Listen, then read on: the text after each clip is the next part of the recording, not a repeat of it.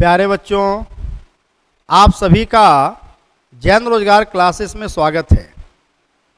बच्चों, खास करके इधर अभी हमारा बिहार पुलिस का कुछ वैकेंसी जो आया हुआ, उसका रिसेंट जो एग्ज़ाम होने वाला है, उसको लेकर के जैन रोजगार क्लासेस एक स्पेशल पैकेज लेकर के आ रही है, जिसमें कि आपका जो कमिंग एग्ज़ाम्स होने वाला है उसके सारे क्वेश्चंस का, जैसे जीएस हो, जीके जीएस हो गया, मैथ, इंग्लिश, हिंदी जो भी आ रहे हैं, वो सारे का कुछ एक क्वेश्चंस का कलेक्शंस लेके आ रहे हैं। और ख़ास करके कॉन्सेप्ट के साथ हमारे सारे एक्सपर्ट फैकल्टीज अपने अनुभव के आधार पर कुछ क्वेश्चंस इस तरह का ला रहे हैं जो कि आपके आने वाले एग्ज़ाम में बहुत ही उपयोगी साबित होगा।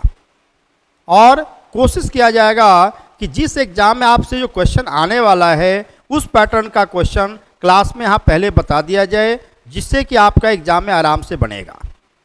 अब इसमें एक बात गौर करें बच्चों,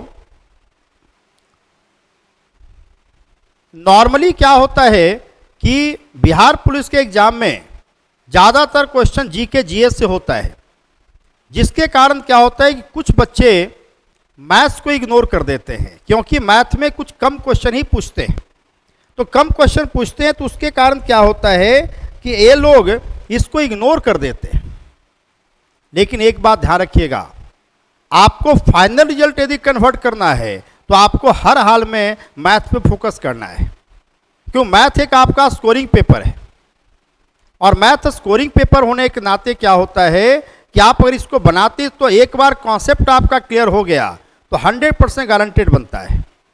और मैं कोशिश करूंगा कि आप लोगों के लिए कुछ इस तरीके का क्वेश्चन का कलेक्शन दें, जिससे कि आपके एग्जाम में आने की पूरी संभावना होगी। और कोशिश होगा कि आपके एग्जाम में सारे क्वेश्चंस आपसे बन पावे। इसके लिए हम लोग एक स्पेशल बैच लेकर आ रहे हैं, जिसमें कि आपको कई क्लासेस होंगे जैन रोजगार क्लासेस के तहत। इसमें सारे टीचर्स अपना अपना लेकर के आएंगे। अब उसी में आपके एग्जाम में जो क्वेश्चन आना है, जो आयोग पैटर्न पे आने वाला है, उससे रिलेटेड कुछ क्वेश्चंस आपको हम यहाँ पे चर्चा करना चाहते हैं। और इसी तरीके से आगे भी हम आपको चर्चा करते चलें। जैसे आप देखेंगे, हमारा एक क्वेश्चन होगा जो कि कॉमनली आपके एग्जाम में आने की पूरी संभावना है। क्या कहता है, 1 + 1/a = 2। तो 1 का पावर 25 + 1/a का पावर 25 का मान ज्ञात करें। अब इसके लिए एक रूल होता है, इसको ध्यान में रखेंगे बच्चों कि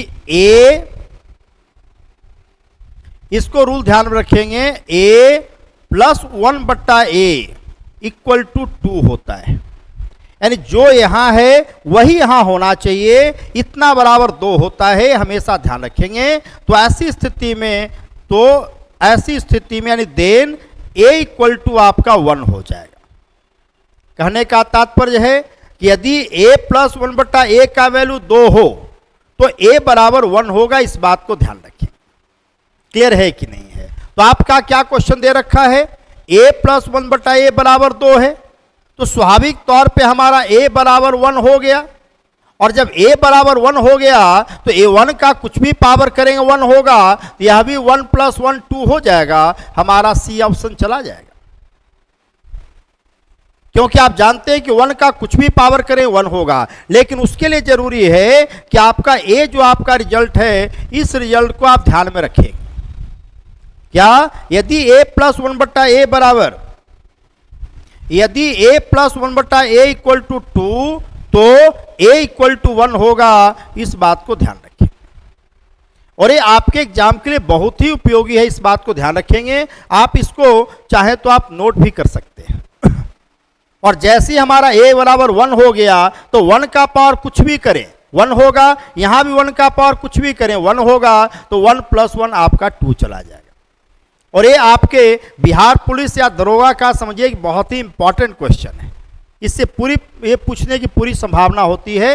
अब इसी से रिलेटेड कुछ और क्वेश्चन देते हैं जो कि आपका कैसे आता है, जो देखेंगे। जैसे देखेंगे यहाँ पर सेकंड क्वेश्चन क्या कहा है, एक कहा जाए तो ट्रिग्नोमेट्री का यानी त्रिकोणमिति का क्वेश्चन है। लेकिन ट्रिग्नोमेट्री में इसी जो हमने पिछला फॉर्मूला दिया है उसका इस्तेमाल किया गया है। कैसे, जो देखिएगा।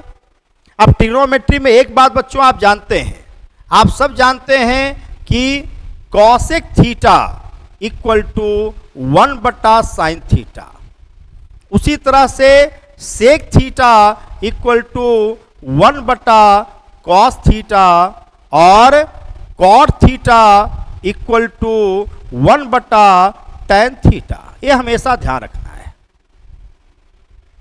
अब हमारा क्वेश्चन क्या कहता है, साइन थीटा अब plus cosec theta. Cosec theta को 1/sin लिख सकते हैं, इसका मतलब साफ क्लियर हो गया कि sine theta plus 1/sin theta और इतना बराबर 2 है।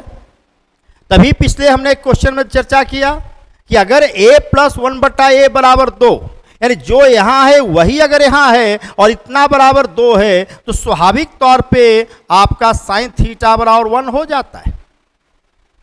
और जब साइन थीटा 1 है तो 1 का पावर कुछ भी करें तो 1 होगा, इसका भी कुछ भी करें 1 होगा, तो 1 + 1 इसका वैल्यू भी 2 हो जाएगा। यही हमारा आंसर है। अब आपका क्या करेगा, एग्जामिनेशन में सेम कॉन्सेप्ट करेगा। अब साइन यहां कॉसेक है तो फिर आपको क्या कर सकता है, कॉस और सेक कर सकता है, टैन और कॉट कर सकता है। तो कॉस और सेक, कॉस प्लस सेक बराबर 2 है, तो स्वाभाविक तौर पे कॉस का कुछ भी पावर करें, सेक का कुछ भी पावर करें, लेकिन ध्यान रखना है दोनों पर सेम पावर होना है। तो इसका वैल्यू आपका 2 चला जाएगा। क्या कोई दिक्कत? अब ये कॉन्सेप्ट अगर आपका क्लियर है तो देखते के साथ आप आंसर कर लेंगे। नेक्स्ट देखेंगे, एक क्वेश्चन हमारा परसेंटेज का है। बच्चों आप लोगों के एग्जाम में परसेंटेज है, प्रॉफिट एंड लॉस है, टाइम एंड डिस्टेंस है, इंटरेस्ट है, ये सबसे बहुत क्वेश्चन आता है और बहुत इजी क्वेश्चन होता है, बेसिक होता है। आप परसेंटेज में जानते हैं कि कोई भी संख्या अपने आप का 100% होता है। अब अपने आप का 100% होता है, हमारा कहता क्या है कि उस संख्या के 60% में 50 जोड़ने पर 80% हो जाता है। पहले कितना परसेंट था बोलिए, 60%। अब कितना हो गया, 80%। तो बढ़ा कितना, तो बढ़ा की अगर बात की जाए तो 80% में से अगर हम 60% को माइनस करते हैं तो हमारा बढ़ा कितना परसेंट, 20%। जबकि रियल में कह रहा है कि 50 जोड़ा गया। जब 20% 50 है, कहता है वो संख्या ज्ञात करें। अभी हमने चर्चा किया कि कोई भी संख्या अपने आप का 100% होता है, अर्थात अगर वो संख्या ज्ञात करना है अर्थात आपको 100% ज्ञात करना है। आप देख सकते हैं 20 में 5 से गुना करेंगे तो 100 होगा, 50 में 5 से गुना करेंगे 250 हो जाएगा। कितना आराम से बन गया, क्लियर है। तो आपने क्या देखा, पहले संख्या 60% में क्या कह रहा है, 50 जोड़ने पर 80% हो गया। पहले 60% था, अब 80% हुआ, तो बढ़ा कितना, 20%। जबकि रियल वैल्यू में 50 बढ़ा है, तो 20% बराबर 50, 100% 250। अब यहाँ लाने में 20 से देखिए 5 गुना कर दिया, तो यहाँ भी 5 से गुना कर दिया।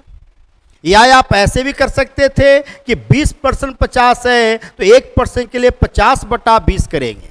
50/20 का मतलब 5/2, तो 100% के लिए 5/2 गुना 100 करेंगे, अर्थात 500/2 अर्थात 250। तो आप उस तरीके से भी सॉल्व कर सकते हैं। कॉन्सेप्ट क्लियर है कि नहीं? आगे देखते हैं हमारा यहां क्या कह रहा है। अभी हमारा लाभ हानि का क्वेश्चन है। अब लाभ हानि में एक बात हमेशा ध्यान रखेंगे बच्चों, जब भी हम लोग उसका प्रतिशत लाभ या हानि लेते हैं हमेशा क्रय मूल्य के रिस्पेक्ट में लेते हैं, क्योंकि पहले हम सामान खरीदते हैं और तब बेचते हैं। इसलिए प्रतिशत जब भी लेना है हमारा किससे तुलना करते हुए, क्रय मूल्य से तुलना करते हुए। अब आप देखिए क्या कहता है, एक वस्तु को 600 रुपया में बेचने पर, तो 600 रुपया में बेचने पर तो सबसे पहले तो हमको ये देखना है कि हमारा क्वेश्चन में दिया क्या है और हमसे पूछ क्या रहा है। मैथ का एक बहुत बड़ा कॉन्सेप्ट ये है, हमेशा किसी भी क्वेश्चन में सबसे पहले शांति से पढ़िए, देखिए कि आपके पास क्या इन्फॉर्मेशन दिया है और आपसे पूछ क्या रहा है। अब जो पूछ रहा है उसको निकालने के लिए जो दिया है उसका इस्तेमाल करके बना लेना है। अब देखिए कितना आसान है। आपसे क्या किया, 600 रुपया में बेचने पर 20% का लाभ होता है। जब 20% लाभ होने का मतलब हो गया कि अगर आपसे कहा जाए कि क्रय मूल्य की बात करें तो क्रय मूल्य यदि हम 100 ले लेते हैं तो आपका क्या हो जाएगा, लाभ अगर कहेंगे ये 20 हो गया। तो फिर विक्रय मूल्य क्या चला जाएगा। आप जानते हैं अगर लाभ है तो विक्रय मूल्य क्रय मूल्य से ज्यादा होता है, अगर हानि है तो विक्रय मूल्य क्रय मूल्य से कम होता है। यानी यदि लाभ है और विक्रय मूल्य निकालना है तो हमको क्रय मूल्य में लाभ को जोड़ना पड़ेगा, अर्थात 100 में 20 जोड़ दिया, हमारा 120 हो गया। आप क्या करें, इसको रेशियो ले सकते हैं, 100 20 कटेगा, ये 5 और 1 हो गया, ये हमारा 6 हो गया। अब इसमें क्या देखना है आपको, देखिए क्या दे रखा है, तो आपको 600 रुपया में बेचने पर अर्थात 6 बराबर 600 दे दिया है। जब 6 बराबर 600 दे दिया तो लाभ 1 बराबर 100 रुपया हो जाएगा। क्लियर है कि नहीं है, कितना आराम से बन गया। अब कई बार हमारा क्या करेगा, देखिए 3 चीजें हैं, ध्यान रखें बच्चों, क्रय मूल्य, लाभ और विक्रय मूल्य। ये 3 चीज में से कोई एक चीज देगा, कोई पूछेगा। अगर कह देता क्रय मूल्य दिया होता तो फिर 5 बराबर 600 करते, 1 बराबर 120 हमारा लाभ होता, लेकिन यहां पर 600 विक्रय मूल्य दिया हुआ है और विक्रय मूल्य 6 बराबर 600 है, तो लाभ 1 बराबर 100 हमारा आंसर हो गया। ये जरूर ध्यान रखिएगा। क्लियर है कि नहीं है। इसी में हम लोग नेक्स्ट देखते हैं। एक क्वेश्चन हमारा ज्योमेट्री का क्वेश्चन है। एक क्वेश्चन हमारा ज्योमेट्री का क्वेश्चन है। ज्योमेट्री से भी आपका बेसिक क्वेश्चन आता है, बेसिक जानकारी होनी चाहिए। आप लोग बच्चों जानते हैं कि किसी भी त्रिभुज में 4 तरीके का केंद्र होता है। एक हमारा केंद्रक होता है, दूसरा लंब केंद्र होता है, तीसरा अंतः केंद्र होता है और चौथा परिकेंद्र होता है। जब हम लोग इसका क्लास लेंगे डिटेल में, जब हमारा क्लास प्रारंभ होगा तो इस पर डिटेल हम आपको चर्चा करेंगे और सब में चर्चा करेंगे चारों में क्या डिफरेंस है और किस तरीके से क्वेश्चन आपके एग्जाम में आ सकता है। तो जैसे यहां पर हमारा क्या दिया है, केंद्रक की बात किया है, तो सबसे पहले केंद्रक के बारे में आपको बता दें कि किसी भी त्रिभुज में तीनों माध्यिका जिस बिंदु पे काटे उसे हम लोग केंद्रक कहते हैं। तो फिर बात आती है कि माध्यिका किसको कहते हैं। माध्यिका को हम लोग हिंदी में मीडियन कहते हैं, सॉरी इंग्लिश में मीडियन कहते हैं।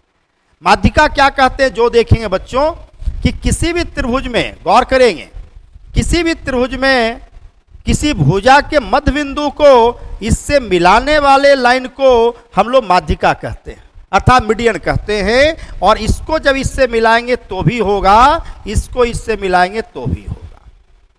तो आप देख सकते हैं आपके पास ट्रायंगल ABC है और कह रहा है जी आपका केंद्रक है, यानी ए जो बिंदु है ये हमारा जी हो गया और ये हमारा डी हो गया, ये मीडियन है, तो ये हमारा केंद्रक हो गया।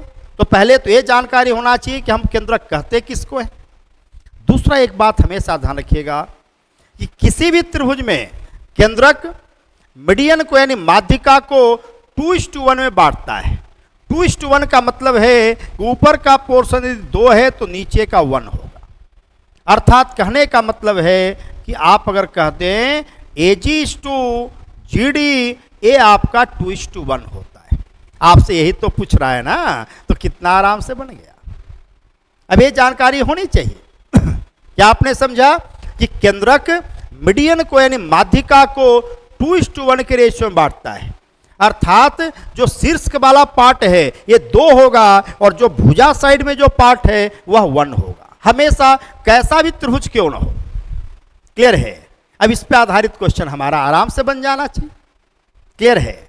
इसी तरीके से और भी हम आपको जब कॉन्सेप्ट देंगे प्रॉपर, जो हमारा क्लास बस एक स्टार्ट होने वाला है, तो जिसका क्लास होगा उसमें हम अच्छी तरह से पूरे कॉन्सेप्ट के साथ आएंगे, जो कि मुझे पूर्ण विश्वास है कि आपसे एग्जामिनेशन में यदि क्लास ढंग से आप कर लें तो आपका एग्जामिनेशन में 100% क्वेश्चन बढ़ेगा।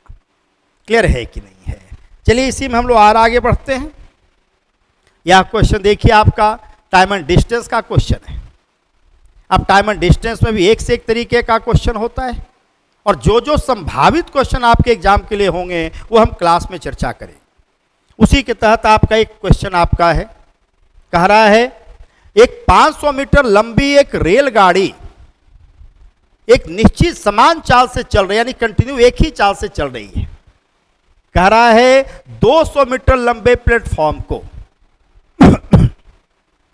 200 मीटर लंबे प्लेटफॉर्म को पार करती है और उसको पार करने में 35 सेकंड का समय लगाता है, तो कहा जाता है उसकी चाल ज्ञात करें।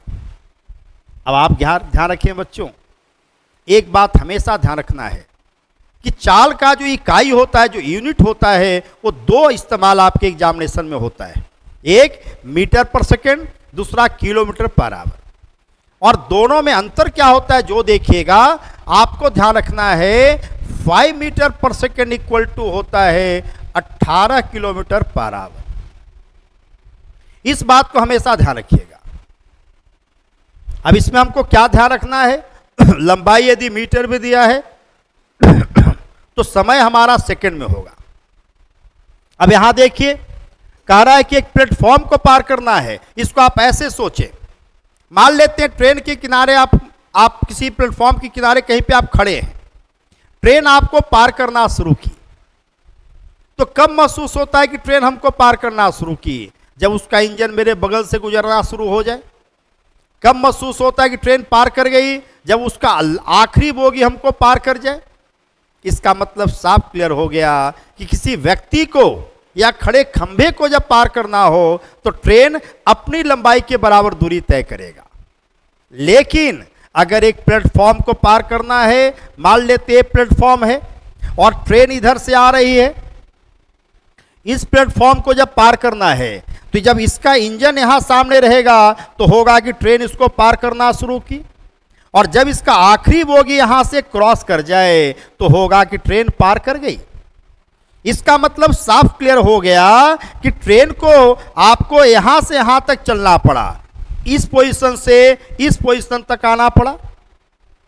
इसका मतलब साफ क्लियर हो गया कि ट्रेन अपनी लंबाई और प्लेटफॉर्म दोनों की लंबाई तय किया, अर्थात डिस्टेंस दोनों का हो गया।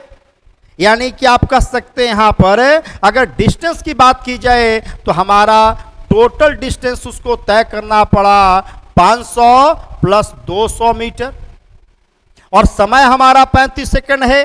तो स्वाभाविक तौर पे यहां पर अगर चाल की बात की जाए तो चाल हो जाएगा 700 और बटा 35 मीटर है। यहां पर गौर करेंगे मीटर है और यहां सेकंड है तो मीटर पर सेकंड हो जाएगा। आप इसको सॉल्व करेंगे तो आपका हो जाता है 20 मीटर पर सेकंड, लेकिन हमारा आंसर तो किलोमीटर पर आवर में आ रहा है। कई बच्चे क्या करेंगे, हड़बड़ में 20 किलोमीटर पर आवर मार देंगे और जानबूझकर एग्जामिनेशन में इस तरह का देगा ऑप्शन। 20 आया, चलो 20 कर देते हैं, लेकिन इसमें ख्याल करना है कि हमारा मीटर पर सेकंड आया है जबकि ये तो किलोमीटर पर आवर है। तो हम क्या करें, इसको किलोमीटर कन्वर्ट करेंगे। तो क्या देख रहे हैं, आपके पास हमने लिखवाया है कि 5 मीटर पर सेकंड बराबर आपका है 18 किलोमीटर पर आवर, यानी 1 मीटर पर सेकंड बराबर हो जाएगा 18/5 किलोमीटर पर आवर। आपसे क्या कहा जा रहा है, 20 मीटर पर सेकंड, तो स्वाभाविक तौर पे 20 बराबर हो जाएगा 18/5 गुना 20। सॉल्व करेंगे 72 किलोमीटर पर आवर, यही हमारा आंसर हो जाएगा। अब इसी को थोड़ा सा तेज सॉल्व करना चाहते हैं तो क्या करेंगे, अब इतना नहीं करना है, सीधा देखिए 20 5 का 4 गुना तो 18 का 4 गुना 72, सीधे आंसर हो जाएगा। क्लियर है? तो इसी तरीके से आपको पूरा कॉन्सेप्ट दिया जाएगा और इस तरह से दिया जाएगा कि आप लोग आराम से 100% एग्जाम में बने। आप सिर्फ जैन रोजगार क्लासेस से जुड़े रहे और इसका हमारा जो एक क्लास आने वाला है उसमें ज़रूर आप शामिल हों और इसके लाभ प्राप्त कर सकें। इतना ज़रूर है कि कोशिश किया जाएगा कि आपके एग्ज़ाम में जो भी क्वेश्चन संभावित आने की जो संभावना है उस तरह का क्वेश्चन, उसके इर्द गिर्द का कॉन्सेप्ट आपको क्लास में दिया जाए और इसी के तरीके से हम लोग आगे करते चलेंगे। चलिए बच्चों, और आपको इस शुभकामना के तहत धन्यवाद, यहीं पे हम लोग करते हैं।